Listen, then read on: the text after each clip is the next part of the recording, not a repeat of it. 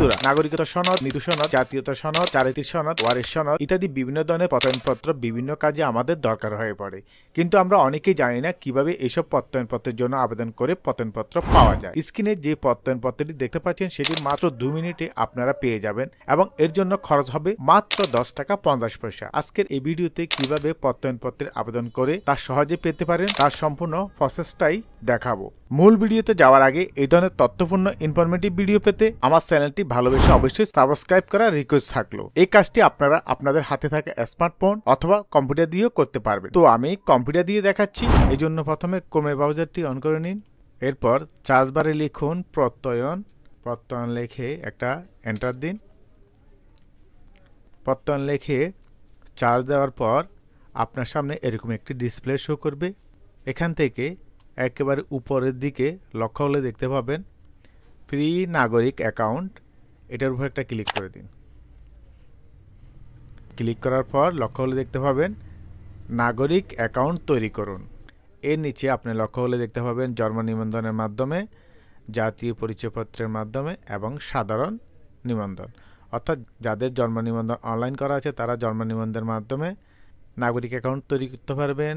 জাতীয় পরিচয়পত্র, NID card বা স্মার্ট কার্ড আছে তারা জাতীয় পরিচয়পত্র, এনআইডি কার্ড বা স্মার্ট কার্ডের মাধ্যমে, আর যাদের জাতীয় পরিচয়পত্র এবং জন্ম নিবন্ধন দুটোর কোনোটাই নেই তারা সাধারণভাবে নিবন্ধন করতে পারবেন। তো আমি আপনাদেরকে সাধারণ নিবন্ধন করে দেখাচ্ছি, যেহেতু আমাদের অনেকেরই এখনও অনলাইন জন্ম নিবন্ধন অথবা এনআইডি কার্ড এবং স্মার্ট কার্ড এখনও করা হয়নি বা নেই। তো এই জন্য সাধারণ নিবন্ধন করুন, এই অপশনটার উপর ক্লিক করতে হবে।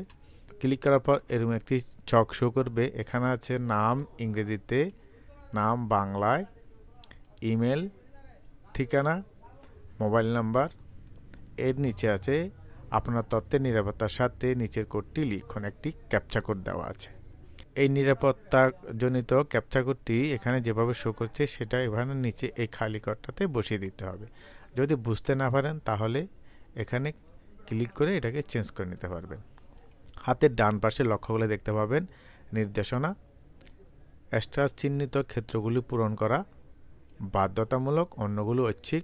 এখন আমি আপনাদেরকে চকটি পূরণ করে দেখাচ্ছি। প্রথমে নাম ইংরেজিতে, এর পাশে লক্ষ্য করে দেখতে পাচ্ছেন লাল স্টার চিহ্ন দেওয়া, অর্থাৎ নাম ইংরেজিতে অবশ্যই দিতে হবে, বাংলায় না দিলেও চলবে যেহেতু এর পাশে স্টার চিহ্ন নেই। এরপর আছে ইমেল ঠিকানা, যার পাশে কোনো স্টার চিহ্ন নেই, অর্থাৎ এটাও না দিলে চলবে।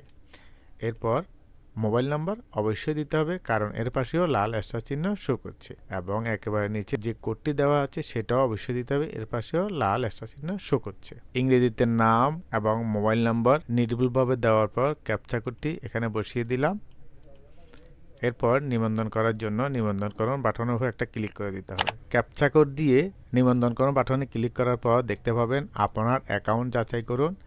এর নিচে আপনার ইমেল অথবা মোবাইলে পাঠানো ওটিপি কোডটি প্রদান করুন। ওটিপি কোডটির সময়সীমা 15 মিনিট। অর্থাৎ আমরা যেই মোবাইল নাম্বারটি এখানে প্রদান করেছি সেই মোবাইল নাম্বারে একটি ওটিপি কোড প্রদান করা হয়েছে এবং সেই কোডটি 15 মিনিটের মধ্যে কোড নং যে বক্সটি শো করছে এখানে প্রদান করতে হবে। ওটিপি কোডটি দেওয়ার পর জমা দিন অপশনের উপর একটা ক্লিক করে দিন। তাহলে আপনাকে পূর্বের ইন্টারফেসে নিয়ে আসবে এবং এখানে আপনি লক্ষ্য হলে দেখতে পাবেন নাগরিক অ্যাকাউন্ট তৈরি করুন। এর নিচে অভিনন্দন, আপনার নিবন্ধন সফলভাবে সম্পূর্ণ হয়েছে। নাগরিক অ্যাকাউন্ট তৈরি করার প্রসেসটা এতটুকুই। এবার উপরে লক্ষ্য করলে দেখতে পাবেন সেবাসমূহ নামে একটা অপশন শো করছে, এর পাশে একটা ডাউন অ্যারো শো করছে, এখানে একবার ক্লিক করে দিন। ক্লিক করলে এরকম অনেকগুলো বিষয় শো করবে। আপনি কোন বিষয়ের উপর প্রত্যয়ন চাচ্ছেন সেটা এখান থেকে নির্ধারণ করুন। যেমন আমি চাচ্ছি যে জাতীয়তা সনদ নেব, তাই আমি জাতীয়তা সনদের উপর একটা ক্লিক করে দিলাম। ক্লিক করে দেওয়ার পর আপনার সামনে এরকম একটি পপআপ মেনু শো করবে। আপনি কি নিবন্ধিত নাগরিক? যদি নিবন্ধন করে না থাকেন তাহলে না নিবন্ধন করুন বাটনের উপর ক্লিক করে নিবন্ধন করে নিতে হবে। যেহেতু আমরা একটু আগেই নাগরিক অ্যাকাউন্ট তৈরি করে নিয়েছি তাই আমরা হ্যাঁ লগ ইন করুন অপশনের উপর একটা ক্লিক করে দেব। এর নিচে একটা নোটিশ শো করছি, সনদ প্রাপ্তির জন্য নিবন্ধিত নাগরিক হিসেবে আপনার ঠিকানা সহ সাধারণ তথ্য দিয়ে প্রোফাইল 100% সম্পূর্ণ করার প্রয়োজনীয়তা রয়েছে। তো আমাদের যেহেতু অ্যাকাউন্ট রয়েছে তাই আমরা হ্যাঁ লগ ইন করুন অপশনের উপর একটা ক্লিক করে দেব। ক্লিক করার পর আমাদেরকে এরকম আরও একটি পপআপ মেনুতে নিয়ে আসবে, লগ ইন কর্নার, এরকম একটি পপআপ মেনুতে নিয়ে আসবে। এখান থেকে আপনি কি সাধারণ নাগরিক নাকি প্রশাসনিক? তো আমরা যদি সাধারণ নাগরিক না হয় তাহলে প্রশাসনিক, এখানে একটা ক্লিক করতে হবে। তো আমরা যেহেতু নাগরিক অ্যাকাউন্ট তৈরি করেছি তাই আমরা নাগরিক অপশানের উপর ক্লিক করে দেব। নাগরিক অপশানের উপর ক্লিক করার পর নিচে যে বক্স দুটি শো করছে, প্রথম বক্সে আমাদের মোবাইল নাম্বারটি, এর পরের বক্সে একটি পাসওয়ার্ড দিতে। আপনারা হয়তো লক্ষ্য করেছেন যে আমরা যখন নিবন্ধনকরণ অপশানের উপর ক্লিক করে দিয়েছি তখন আমাদের মোবাইলে কিন্তু একটি ওটিপি ভেরিফিকেশন কোড গিয়েছে। হ্যাঁ, সেই ভেরিফিকেশন কোডটি আমরা এখানে পাসওয়ার্ড হিসেবে ব্যবহার করব। তো এবার আমি সেই ওটিপি কোডটি বা ভেরিফিকেশন কোডটি এখানে দিয়ে দিচ্ছি পাসওয়ার্ড হিসেবে। পাসওয়ার্ড দেওয়ার পর লগইন অপশানের উপর একটা ক্লিক করে দিই। ক্লিক করার পর আপনাকে এরকম একটি নতুন ইন্টারফেসে নিয়ে আসবে। এখানে লক্ষ্য করে দেখতে পাবেন আপনার নিজস্ব তথ্য প্রদান করুন। এই পেজটাতে প্রথমে আছে সাধারণ তথ্য, এরপর আছে স্থায়ী ঠিকানা, তারপর বর্তমান ঠিকানা, তারপর সংযুক্তি। তো প্রথমেই সাধারণ তথ্য। সাধারণ তথ্যগুলো বিশেষ করে লাল স্টার চিহ্নিত তথ্যগুলো সঠিকভাবে পূরণ করার পর হাতের ডান পাশে লক্ষ্য করে দেখতে পাবেন পরবর্তী নামে একটা অপশন শো করছে, এখানে ক্লিক করে দিন। ক্লিক করার পর আপনাকে স্থায়ী ঠিকানা অপশনে নিয়ে আসবে। এখানে আপনার স্থায়ী ঠিকানাটা প্রদান করতে হবে। তো আমি স্থায়ী ঠিকানা পূরণ করে আপনাদেরকে দেখাচ্ছি। স্থায়ী ঠিকানা তথ্যগুলো সঠিকভাবে প্রদান করার পর হাতের ডান পাশে কর্নারে পরবর্তী অপশনের উপর আবার একটা ক্লিক করে দিন। পরবর্তী বাটনে ক্লিক করার পর আপনার সামনে বর্তমান ঠিকানার অপশনটি এনাবল হবে। এখানেও আপনাকে স্থায়ী ঠিকানার মতো প্রত্যেকটি তথ্য প্রদান করতে হবে। তো আপনার যদি স্থায়ী ঠিকানা আর বর্তমান ঠিকানা একই হয়ে থাকে তাহলে এখানে লক্ষ্য হলে দেখতে পাচ্ছেন স্থায়ী ঠিকানার মতোই এর পাশে যে একটি বক্স শো করছে এখানে একটা চেকমার্ক দিয়ে দিবেন। এভাবে যেহেতু আমার স্থায়ী ঠিকানা বর্তমান ঠিকানা একই তাই আমি এখানে চেকমার্ক দিয়ে দিলাম। আপনাদের যদি ভিন্ন হয় তাহলে আপনারা ঘরগুলো ফিল আপ করে নেবেন। বর্তমান ঠিকানা সম্পূর্ণ তথ্য নির্ভুলভাবে দেওয়ার পর পরবর্তী অপশনের উপর আবার ক্লিক করে দিন। আপনার সামনে সংযুক্তি অপশনটি এনাবল হয়ে যাবে। সংযুক্তি অপশনে প্রথমে দেখতে পাচ্ছেন ছবি সংযুক্তি জেপিজি, জেপিইজি, পিএনজি ফরম্যাটে হতে হবে। সর্বোচ্চ সাইজ হবে 2 MB। ছবি সংযুক্ত করার জন্য চুজ ফাইল এই বাটনের উপর ক্লিক করতে হবে। তারপর ছবিটি যেখানে আছে সেখান থেকে অ্যাড করে দিতে হবে। এরপর জাতীয় পরিচয়পত্র নং এর ছবির ফরম্যাট হবে জেপিজি, জেপিইজি, পিএনজি এবং এর সাইজ হবে 2 MB। তো জাতীয় পরিচয়পত্র সংযুক্ত করার জন্য চুজ ফাইল এইখানের উপর একটা ক্লিক করতে হবে। জাতীয় পরিচয়পত্রটি যেখানে আছে সেখান থেকে সংযুক্ত করে দিতে হবে। তো আপনার ছবি এবং জাতীয় পরিচয়পত্রের ছবি সংযুক্ত করার পর হাতের ডান পাশে লক্ষ্য হলে দেখতে পাবেন সংযুক্তকরণ অপশন শো করছে, এটার উপর একটা ক্লিক করে দিন। ক্লিক করার পর আপনার সামনে এরকম একটি ইন্টারফেস শো করবে। এখানে আপনি লক্ষ্য হলে দেখতে পাবেন আপনার প্রোফাইল শতভাগ সম্পন্ন হয়েছে। আপনি এখন প্রত্যয়ন সিস্টেমের সকল সেবা নিতে পারবেন। এর নিচে আপনার প্রদানকৃত সকল তথ্যগুলো শো করছে, সাধারণ তথ্য, বর্তমান ঠিকানা, স্থায়ী ঠিকানা। যদি এখানে কোনো একটি ভুল হয়েছে মনে হয় তাহলে আপনি চাইলে সাধারণ তথ্য পরিবর্তন করুন, এই অপশনে ক্লিক করে সংশোধন করে নিতে পারবেন। তো সম্পূর্ণ তথ্যগুলো প্রদান করার পর এবার আবার সেবাসমূহ অপশনের পাশে যে ডাউন অ্যারোটি দেখতে পাচ্ছেন এখানে আবার ক্লিক করে দিতে হবে। ক্লিক করার পর আমি যেহেতু জাতীয়তা সনদ চেয়েছিলাম তাই জাতীয়তা সনদের উপর আবার ক্লিক করব। ক্লিক করার পর দেখতে পাবেন এরকম একটি পপআপ মেনু শো করছে। এখানে জাতীয়তা সনদের প্রয়োজনীয় তথ্যাদি প্রয়োজন হলে পড়ে নেবেন। আপনার ছবি, আপনার ভোটার আইডি কার্ড, পিতামাতার নাম, বর্তমান ঠিকানা, স্থায়ী ঠিকানা। যেহেতু আমরা এগুলো আগেই প্রদান করে দিয়েছি তাই আবেদন করুন অপশনের উপর একটা ক্লিক করে দিতে হবে। ক্লিক করার পর আপনাকে এরকম আরেকটি নতুন ইন্টারফেসে নিয়ে আসবে। এখানে আপনি লক্ষ্য করে দেখতে পাবেন জাতীয়তা সনদের জন্য আবেদন প্রক্রিয়া। এর নিচে দেখতে পাবেন ঠিকানার ধরন নির্বাচন করুন, অর্থাৎ আপনি কোন ঠিকানা থেকে জাতীয়তা সনদটি নিতে চাচ্ছেন, বর্তমান ঠিকানা না স্থায়ী ঠিকানা।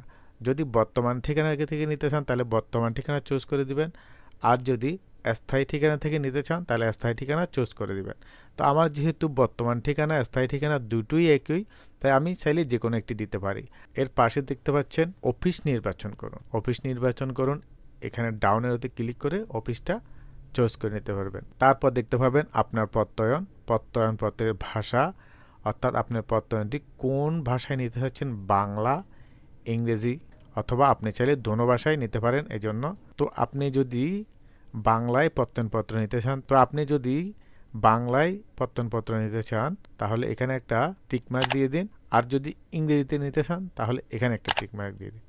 যদি বাংলা ইংরেজি দুটোই নিতে চান তাহলে দুটোটাই টিকমার্ক দিয়ে দিতে হবে। তো আপনি যদি শুধু বাংলা নিতে চান তাহলে আপনার মোট ফি আসবে 10 টাকা 50 পয়সা। যদি শুধু ইংরেজিতে নিতে চান তাহলেও ফি আসবে 10 টাকা 50 পয়সা। আর আপনি যদি বাংলা ইংরেজি দুটোই একসাথে নিতে চান তাহলে ফি আসবে 21 টাকা। এর নিচে লক্ষ্য হলে দেখতে পাবেন অনলাইন গেটওয়ে নির্বাচন করুন, সোনালী ব্যাংক লিমিটেড একটা অপশন শো করছে, এটার উপর একটা ক্লিক করে দিন। ক্লিক করে দেওয়ার পর হাতের ডান পাশে লক্ষ্য হলে দেখতে পাবেন পরিশোধ করুন। তো আপনি যদি বাংলা ইংরেজি দুটো নিতে চান তাহলে আপনাকে 21 টাকা পরিশোধ করতে হবে। তো পরিশোধ করুন বাটনের উপর একটা ক্লিক করে দিন। ক্লিক করার পর এরকম একটি পপআপ মেনু শো করবে। এখানে আপনার নাম, আপনার ব্যাংক রেফারেন্স, ইনভয়েস, আপনার মোবাইল নাম্বার সব শো করবে। এখন আপনি কোন পদ্ধতিতে টাকা পেমেন্ট করতে চাচ্ছেন সেটা এখান থেকে চুজ করে নেবেন। তো আমি যেহেতু মোবাইল দিয়ে টাকা পেমেন্ট করব তাই মোবাইল ব্যাংকিং অপশনটার উপর একটা ক্লিক করে দিব। মোবাইল ব্যাংকিং অপশনে ক্লিক করার পর আপনার যে অপারেটরে অ্যাকাউন্ট আছে সেই অপারেটরটি এখান থেকে চুজ করে নেবেন। আমার যেহেতু বিকাশে অ্যাকাউন্ট আছে তাই আমি বিকাশ অপশনটি চুজ করে নিলাম। বিকাশ অপশনে ক্লিক করার পর এরকম একটি পপআপ মেনু শো করবে। এখানে লক্ষ্য করে দেখতে পাবেন আপনার টোটাল অ্যামাউন্ট 21 টাকা 25 পয়সা, অর্থাৎ মূল টাকা 21 টাকা এবং প্রসেসিং ফি আসবে 25 পয়সা। যদি আপনি সম্মত থাকেন তাহলে কনফার্ম এই অপশনটার উপর একটা ক্লিক করে দিন। কনফার্ম অপশনে ক্লিক করার পর আপনাকে এরকম আরেকটি পপআপ মেনুতে নিয়ে আসবে ইউর বিকাশ অ্যাকাউন্ট নাম্বার, অর্থাৎ আপনার যে অ্যাকাউন্ট থেকে টাকাটা পেমেন্ট করবেন সেই বিকাশ অ্যাকাউন্ট নাম্বারটা এখানে প্রদান করতে হবে। বিকাশ অ্যাকাউন্ট নাম্বারটা প্রদান করার পর কনফার্ম অপশন উপর একটা ক্লিক করে দিতে হবে। ক্লিক করে দেওয়ার পর আপনার মোবাইলে একটি ভেরিফিকেশন কোড পাঠানো হবে এবং সেই ভেরিফিকেশন কোডটি এখানে দিতে হবে। বিকাশে টাকা পেমেন্ট করার পর সাকসেসফুল মেসেজ শো করবে এবং আপনাকে পেমেন্ট সফল এই পেজে নিয়ে আসবে। এখান থেকে হাতের ডান পাশে উপরে কর্নারে প্রিন্ট করুন বাটনে ক্লিক করে পেজটি প্রিন্ট করে নিতে হবে। প্রিন্ট করার পর আবার পেজটিতে এসে আবেদনসমূহ বাটনে ক্লিক করে বাংলা ইংরেজি আবেদনের চালান দুইটি প্রিন্ট করে নিতে হবে এবং প্রিন্ট করা কাগজ তিনটি একসাথে করে আপনার কাউন্সিলর কার্যালয়ে যত দ্রুত সম্ভব জমা দিয়ে আপনার কাঙ্ক্ষিত প্রত্যয়নটি নিয়ে নিতে পারবেন। যদি ভিডিওটি ভালো লাগে আর উপকারী মনে হয় তবে লাইক কমেন্টস করে ভিডিওটি বেশি বেশি শেয়ার করে দিবেন যেন আরো ভাই বোন বন্ধুরা ভিডিওটি দেখে উপকৃত হতে পারে। এবং এই ধরনের তথ্যপূর্ণ ইনফরমেটিভ ভিডিও পেতে আমার চ্যানেলটি ভালোবেসে অবশ্যই সাবস্ক্রাইব করে যাবেন। ধন্যবাদ।